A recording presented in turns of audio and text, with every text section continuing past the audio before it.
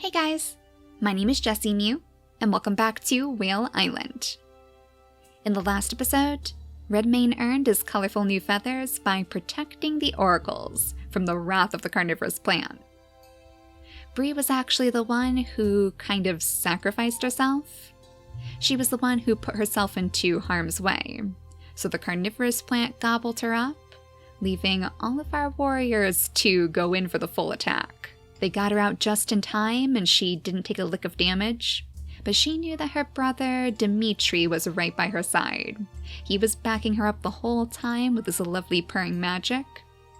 And they even have that healing fruit out in the darkness that could surely save her if worst came to worst.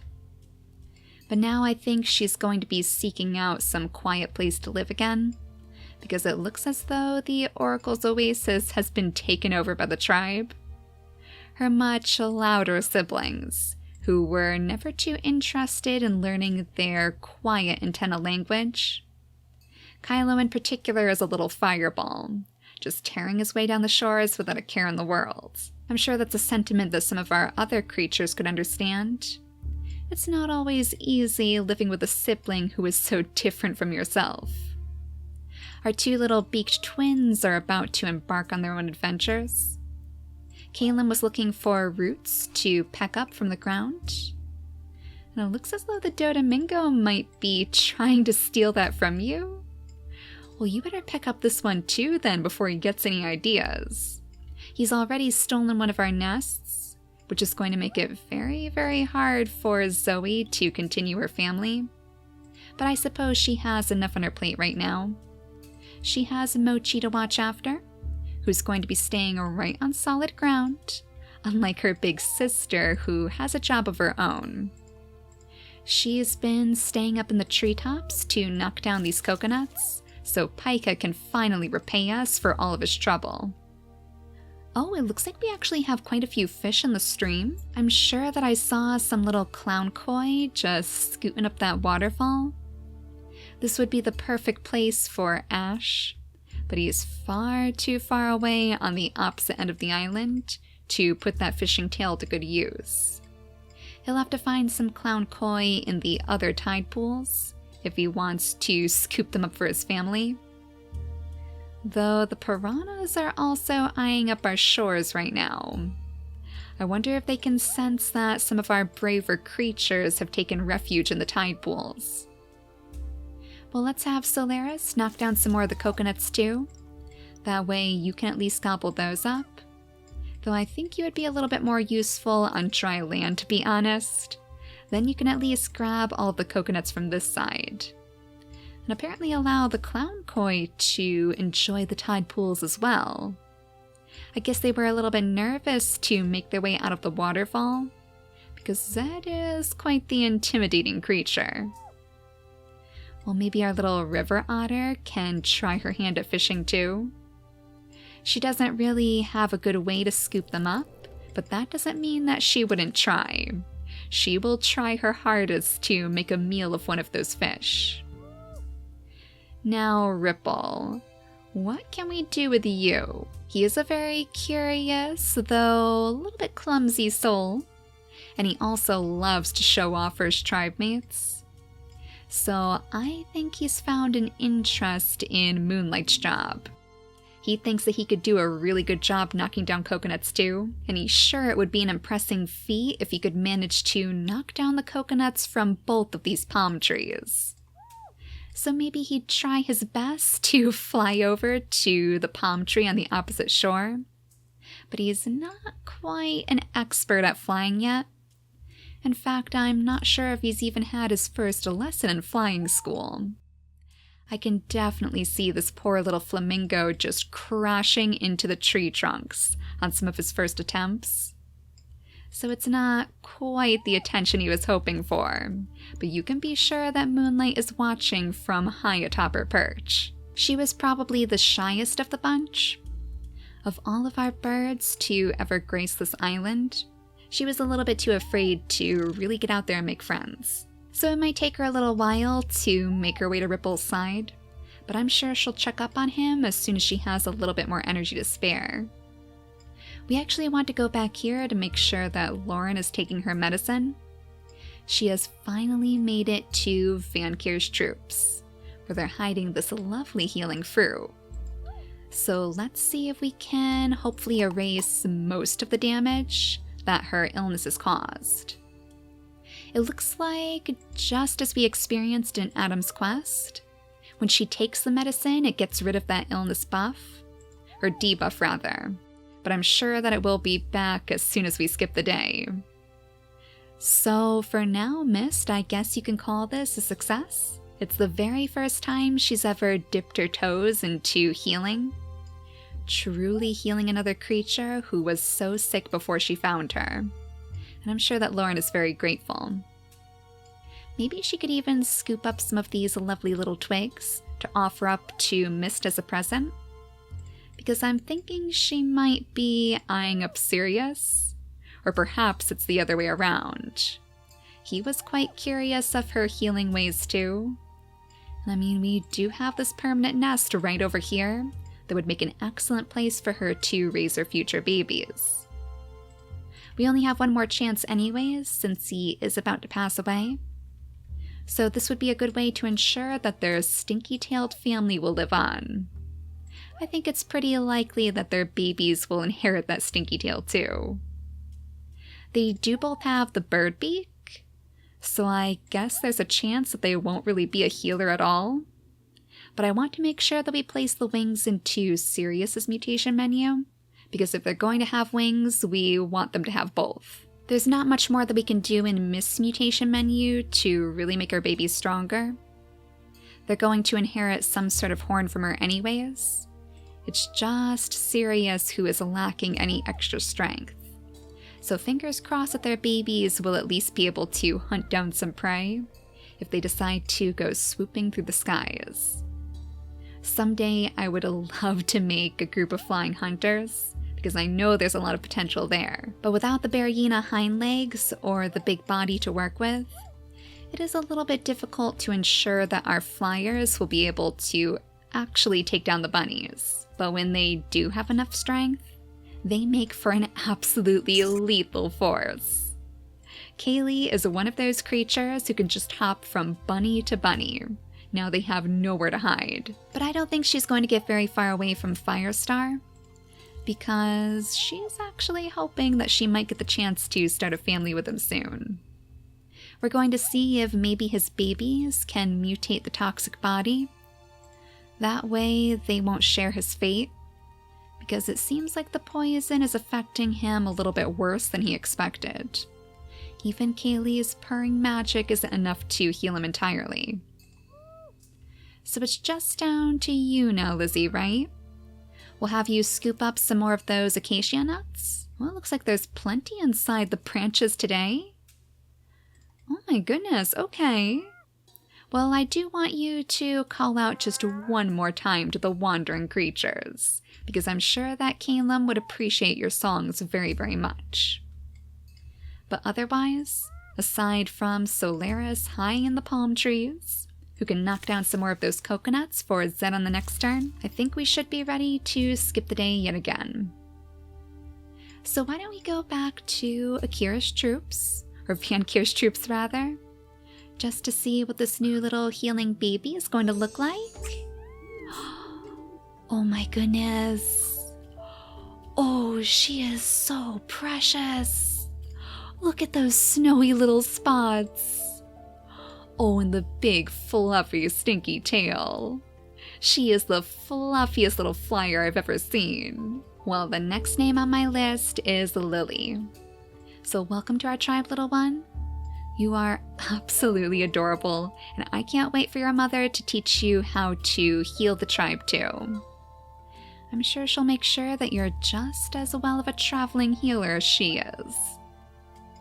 Let's have Miss scoot over here so she can purr for Lauren again, and for her little baby too. Oh, now Lily should be feeling nice and safe as well. Lauren is probably going to do a little bit of exploring now, because I think she's earned it, now that she's finally feeling well enough to wander freely. She's even found herself right next to Samuel's berry bush. And she has a lovely normal berry bush to pick from too. That way she can still offer them up some berries without risking harming herself more. She knows better than to mess with the poison berries. She's been sick for so long, there is no way she's letting it happen again. But I know that Samuel will be very happy with any contribution, even if it's not the poison berries that he loves so much. Are these clown koi dead in the water too? No, it looks like they're still alive and kicking. We actually have like our own little koi pond right between all of our territories. That's kind of cute. Oh, and it looks like Ripple's clumsy ways have gotten the best of him after all. Now he is unfortunately dazed. So it might be a good time for you to investigate Moonlight. After you knock down the last of your coconuts, you can swoop over to this tree, the same one that he was aiming for, and make sure the poor little flamingo baby is okay. You might even call Zoe over so she can at least purr. That way, this creature should eventually heal all of those wounds. Though in the process, it looks like you can try your hand at grabbing one of those clown koi. It's a little bit too slippery for you, but given that lovely purr snout of yours, I know you wouldn't be able to resist any of the fish. Can our bird creatures actually swoop these up? Oh, I wonder if it works the same as the bunnies, or if we're going to need some sort of fishing ability to pick those up. It looks like Kaylee isn't close enough to try, but that's very, very interesting. Oh no, it must be the fishing ability. It looks like even Moonlight can't scoop those right out of the water. Well still, if our winged creatures had the fishing tail that Ash does, I guess that would give them yet another advantage. But we'll be back to you guys soon. We want to make sure that all of our winged babies are okay first, and I guess the next place to look would be Calum. Does he have any more roots to dig up over here? It looks like most of them might actually be gone now. Oh, he's not going to be too happy about that. He does want to continue working, but he also doesn't really want to leave Lizzie's side. He just loves her singing so much. Though, to be honest, she might be able to help him out with that. She has the big nose, which is much better at smelling than the beak. So she could actually light up the way to roots. Oh, you must be in love, Calum. Our red little lovebird has definitely developed something of a crush. You can't blame him, though. Lizzie is quite fantastic. Let's have her settle up on this tree so she can crack open more of those little acacia nuts, as Mochi apparently gets herself quite friendly with the Dodamingos. Well, as long as he's not looking to steal more of our nests, then I guess that's fine. Maybe you can lure him out with the promise of more tasty roots. I'm actually kind of surprised that the Dodamingos don't try to steal some of our food sources too. Though I suppose that would make them even more of a nuisance than they already are. So, Solaris was our first fully winged creature, right? And I'm thinking that he definitely deserves some sort of place in our lore. Some sort of place amongst the deities of our tribe. One of you actually suggested that he could be the messenger for all of our different gods and our goddesses. So instead of just being some simple god of the skies, he is going to be the official messenger, the one who maybe carts different messages from our tribe to the gods and the goddesses themselves. I'm thinking that in order to impress him, our tribes would have to offer up some sort of noteworthy trinket or treasure, because we all know how much he loves those unique items. So if our tribe wanted to perhaps summon the rains from Vankir, maybe they could offer up Solaris some special little berries, or even the branches from a berry bush that they've cut down, just as a way to snag his attention, so he'd be more willing to carry that message across. Let me know what you guys think. I always love building our lore together, and I really want to make sure that Solaris finds some sort of space in our story. Now, the carnivorous plant might still be dead, but Bree has definitely had enough of all of this commotion. I'm sure that's something that Dimitri has noticed too. So he's going to help her find her way through the tall grass as he picks off yet more of those bunnies. That'll lead her straight toward her new little brother Ash, but also toward the free-spirited Shock. He was the kind of creature who always just liked to go with the flow. So he might even be a little bit more willing to learn that special language that she developed with her antennas. Oh, the bunnies are absolutely everywhere out here. We must have quite a few food sources. Aside from those single few berry bushes that are lingering around the oasis, there must be something more for you guys to find out here too. It is awfully close to Mole Metropolis, so I know we're going to see quite a few moles poking out of the ground. But this really isn't a very bad place for you guys to consider making a home. It's a little bit scary with all of these bones and skeletons and skulls, but it's nothing that Bree hasn't seen before. She has stared death down right in its eyeballs, and she didn't even flinch. But I bet Redmayne never thought his life would really go this way. I mean, now that he's taken care of this carnivorous plant, I feel like quite a few of these creatures look up to him now. Maybe they would even take him on as their little peacock king. So I guess the Peacock Kingdom is coming back too. We're pulling it up from the ashes in a brand new way. But that should once again be the end of our turns. So let's go back to our little flamingo baby to see if hopefully he's going to be okay on this turn. He's growing up now. He's enjoying that lovely purring magic. Though it almost looked like another coconut may have hit him on the head. Did you guys see that? That was awfully strange. Maybe he's just stunned for an extra turn. Well, I really hope he's going to be able to break the cycle. Maybe if we have Moonlight Scooter way over here, so she's not directly over him. That way she won't risk knocking down any extra acorns. But you've done all you can do, Zoe, so I guess you might as well come up here and pick some berries instead.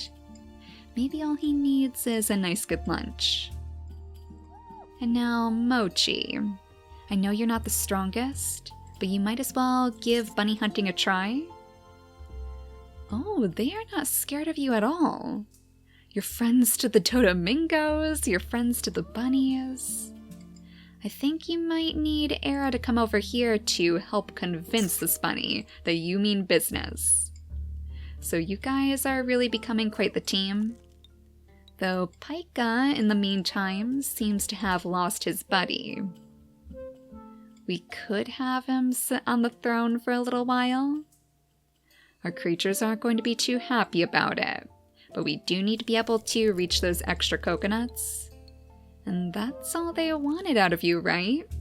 So it's not like they can blame you for just doing your job. Pika is a very, very cheeky little creature, and I think Solaris is going to try to put him right back in his place.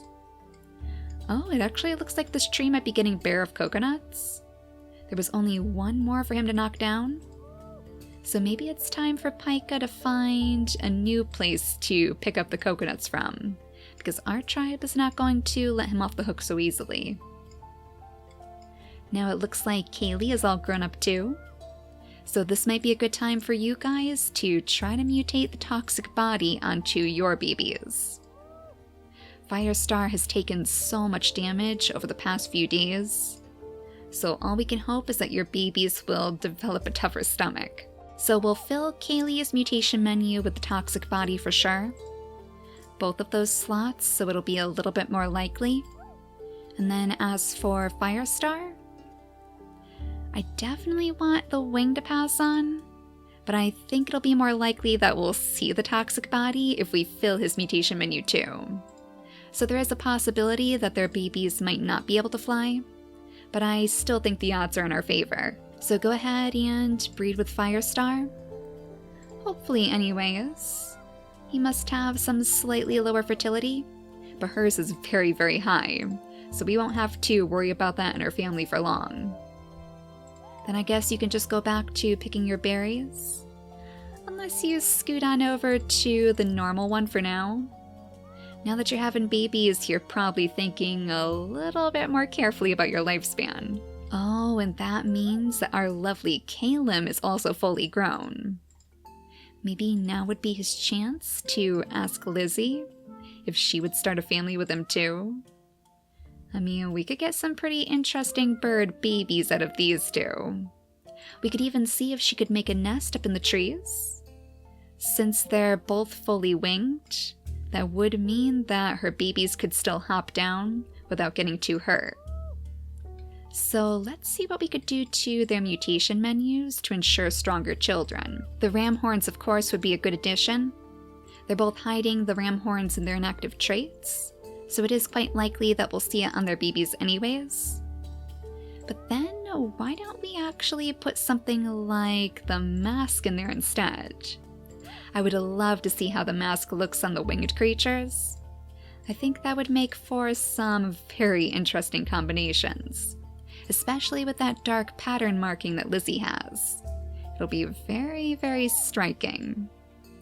So go ahead and breed with Lizzie, and then we'll see if you can roost up in the tree. Oh, excellent! We have our very first nursery tree, one of the acacia trees too. So that means you still have plenty of food to pick up, even while you're taking care of your baby. Now let's back you all away from the carnivorous plant, just in case, because we're not really sure how this thing is going to grow back. So once it does come back, we'll see if hopefully it has some good fruit for you to pick up. As long as we don't pick all of the fruit, then we should be able to keep it safely inside the Oracle's oasis. Or at least what's left of this place. You know, let's make a tiny little pathway back here. That way Dimitri will still be able to visit his sister, because she is definitely going to leave to go be with Shock. We'll see if these two can find a good place to settle down together, and hopefully they can have some babies too. Some little Oracle babies if all goes well. We should be able to place that right into Shock's mutation menu, and thankfully this is one family that doesn't even have to worry about the wings. I think it would be a better idea for our oracles to keep the wings off of their babies, at least for right now. So on the next turn we'll have them get started on their family, while Ash continues to try to find some fish to scoop up for them. Though it seems like all of the waters over here are surprisingly calm, so you might have to go out a bit farther to actually find them. And we can't forget about Lauren. Hopefully she still has the healing magic on her, and she never has to worry again because she has plenty of person-out friends. And even if Mist or Lily decide to leave, they can always make their way back. That's the beauty of having a traveling healer for a buddy. They're never going to be gone for long. So there's no reason why Lauren couldn't think about starting a family too. She knows she's going to live long enough to see her babies grow. And after showing off her skills collecting bunnies for the tribe, so they won't steal every last one of our berries, maybe Samuel is feeling particularly impressed. Unfortunately, I don't think the scorpion tail is unlocked in our mutation menu. It looks like we need to spend time in hot climates to unlock it properly now, but since our only other option is the peacock tail in her genetics, I think it's actually quite likely that we'll see the scorpion tail. What we will do is place the stripes into Samuel's mutation menu, because I think it would be nice to see some more patterns on our babies, especially with how unique these scorpion tails look now. I'd love to see it interact with more of the markings. But despite how good she's feeling, she knows that she is still sick, so she's not going to let Samuel stay too close to her overnight. She doesn't want to risk getting the leader ill, because she's sure that would only lead to banishment, and she's finally found her place out here in the world. But at least that brings her closer to the permanent nest too. So as we move Lily onto a higher perch, so she can maybe think about testing out her wings in the future, we'll make sure that that nest is nice and clear for Lauren to use on the next turn. Shortcake and Sugar, as old as they're getting, are never far apart. So they'll keep clearing out the grasses in the old kingdom of the peacocks. And I think we might be ready to skip the turn yet again. So no more tasty roots, right? We have a couple down here for you to pick up still. And now we should be ready to see if your very first baby will be as beautiful as Princess Lizzie. Oh my goodness. Oh, that mask is everything I could have hoped for. Oh, how striking does he look? Even more so than his mother? Oh my goodness. You are the king if I ever did see one. No way, you guys. And we have our bluebird over here. Oh, I'm so upset that she doesn't have the second wing. But she is so close. Closer than we have ever gotten to a true bluebird in our tribe. Well, this is absolutely amazing. Let's go ahead and name this baby first. The next name on my list is Naz. So welcome to our tribe, little one. You are going to make for an excellent king of the mermaids. Maybe he was even touched a little bit by Barbas. I do see quite the resemblance in him. So perhaps King Barbas has been reborn in a way. And then as for you, little one, oh my beautiful bluebird, your name is going to be Silverstream. I think that's actually quite fitting for you. It fits her appearance quite well. So what a way to wrap up this series. As we're making some of our final turns here, not only has the grand ripple finally shaken off all of those coconuts, but we have the humble beginnings of a bluebird in our tribe. So now we know it can be done, and I'm looking forward to introducing it to our future tribes too. This is something that I would love to see pop up in Adam's Quest, because I'm sure that the bluebird family would get quite the kick out of it. Now I guess we could have Ripple finally flutter his way into the palm tree, with the moonlight's guidance, of course. All he needed was a little extra instruction. I wouldn't be surprised if these two decide to start a family together too, right underneath all of these palm trees, so they can pick up plenty of coconuts together. As long as our little flamingo doesn't get too ahead of himself again. Solaris must be very proud of his kingdom too. He knows that he taught all of these little birdie babies very well. And he knows that his tribe will be quite well fed with pica on the job. He's not going to let this guy slack off anymore. I want to make sure that we save time to see Lauren's baby too. So even though she'll only get the chance to have just one, this will at least ensure that Van Kier's troops will get to live on. It was tough going for a while. It certainly seemed like they were going to die off in the darkness, but I'm glad that our traveling healers were able to swoop in and save the day. So I guess they're moving on to different places now. It's a little bit tough since nobody's explored this land before, but there is plenty for them to discover in the tall grasses. Oh, this is an interesting discovery. It looks like we can't actually swoop down and pick up the moles. So there is one pesky creature that's just a little bit too crafty for our flyers to catch. No wonder Hawkeye made such an art form out of it. I guess he really knew what he was doing. And needless to say, our oracles deserve to thrive as well. So while they don't have any permanent nests over here, we can definitely have them breed. I think anyways. Oh my goodness. And then she can place down her nest right next to all of those bones, right next to the poisonous plants. Well, at the very least, they don't have to worry about anybody bothering them out here. I think most likely it'll be a little bit too intimidating. Dimitri is the only one, as ever, who's going to want to visit. And maybe he can use this time to catch up with Ash. It's just them now after all, because it looks as if Magnus has passed away. And it also looks like our carnivorous plant may have grown back. Though unfortunately, you guys are in the same situation as before.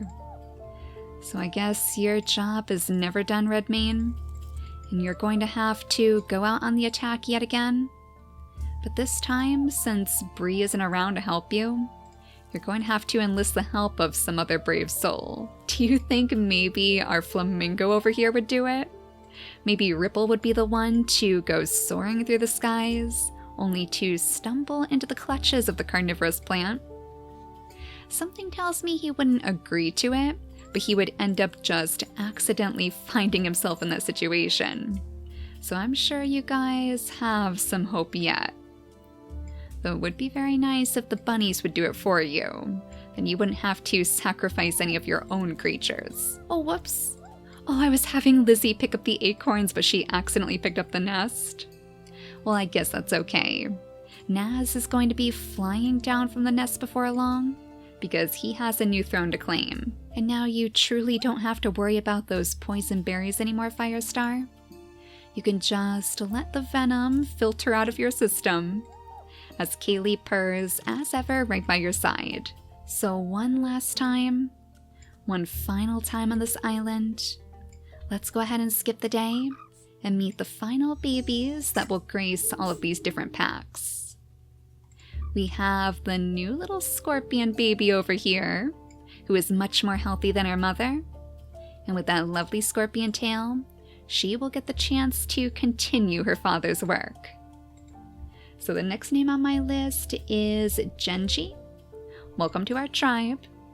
It looks like you're going to be the Scorpion Queen of the future, the new one to lead all of Vankir's troops in their efforts to pick every last one of those poison berries. And then last but not least, we have our oracles. Oh no, it doesn't look like she has the little antennas, but she is still very, very cute. She did manage to inherit the purse now. Oh my gosh! And the fishing tail? Oh my goodness! Oh, just like Ash? That is perfect. Now Ash has a little kitty fishing buddy. Oh, he is going to be so happy. Well, as for you, the next name on my list is Belle. So welcome to our tribe too. So I hope you guys enjoyed all of our Whale Island discoveries. Goodness knows we had plenty of new things to cover, but it just makes me so excited to play around with all of these new things in our future tribes, both new and old. I will be bringing Adam's Quest back to the channel too, as soon as this update is released on the main branch of the game, so all of the big glitches should be taken care of, and we won't have to worry about losing Adam's Quest entirely. I have a few new challenges in mind too, so I hope you guys are looking forward to that. But for now, thank you all so much for watching, and I'll see you all next time. Bye guys!